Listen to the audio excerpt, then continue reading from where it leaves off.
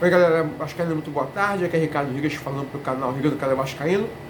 Hoje o Vasco joga às 21h30 lá em Cariacica contra o União Rondonópolis pela primeira fase da Copa do Brasil, né? O jogo da Copa do Brasil esse ano, a regra é a seguinte, né? Antigamente o time visitante tinha vantagem de empate para passar da próxima fase, agora não tem mais isso.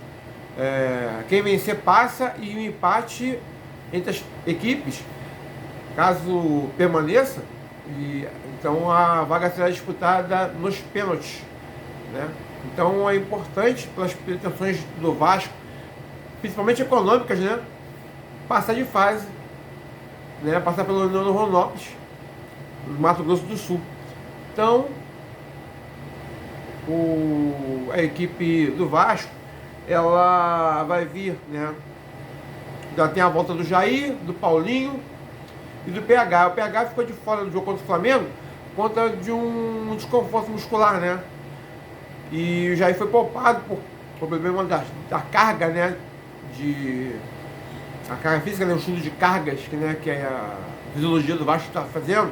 Então ele coloca jogadores, poupa jogadores em determinadas partidas, coloca outros jogadores à disposição, né, para controle de carga, né? Que a temporada vai ser longa. Então o Jair volta agora, juntamente com o Paulinho. O Paulinho entrou no segundo tempo do jogo contra o Flamengo, e o Paulo Henrique, ele ficou no banco. Então provavelmente a escalação vai ser, né?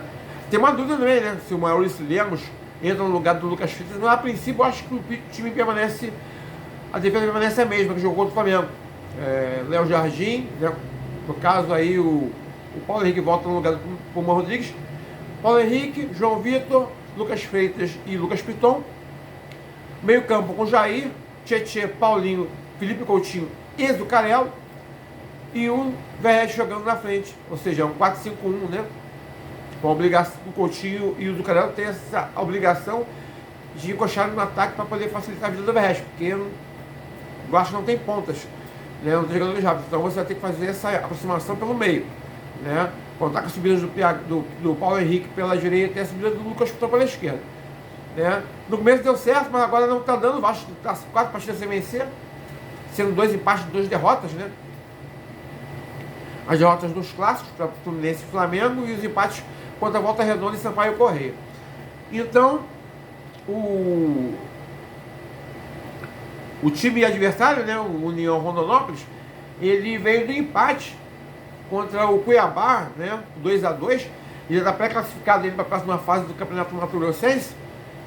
E o destaque dele é o Meia Tomás, né, que ele é um jogador que está com 3 gols aí na temporada, e o artilheiro da temporada, 3 gols, e o União Rondonópolis vem animado, né.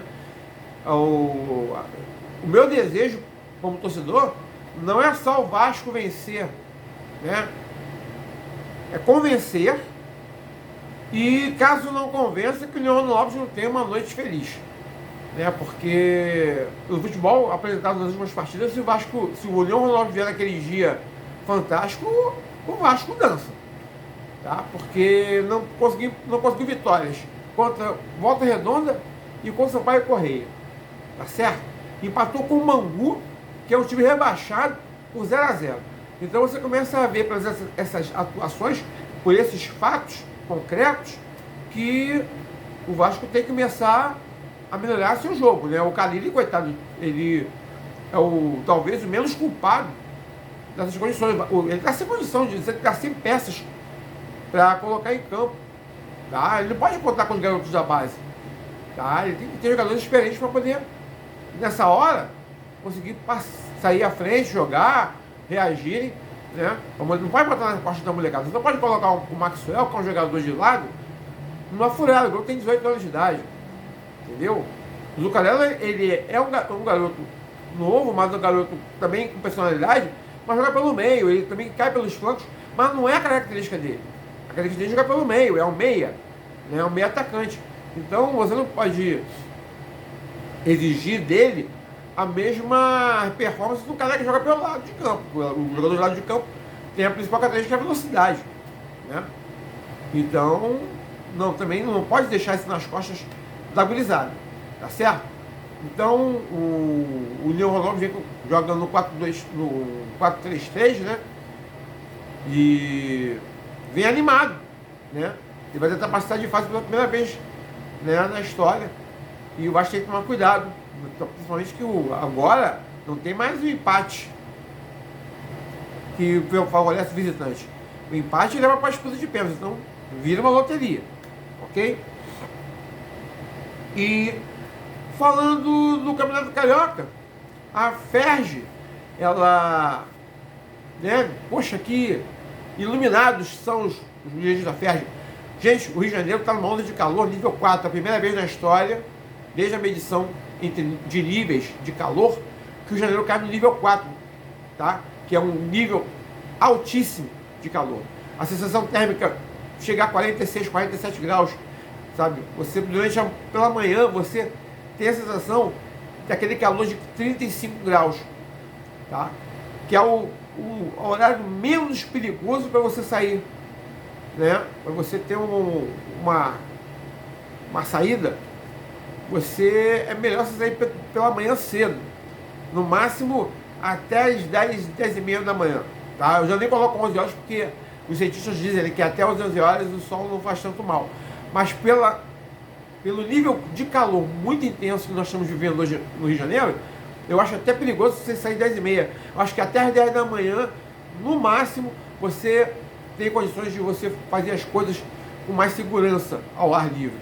A partir desse horário, e à tarde, então, fica impraticável, sabe? E a tendência é ficar essa semana toda sem chuva.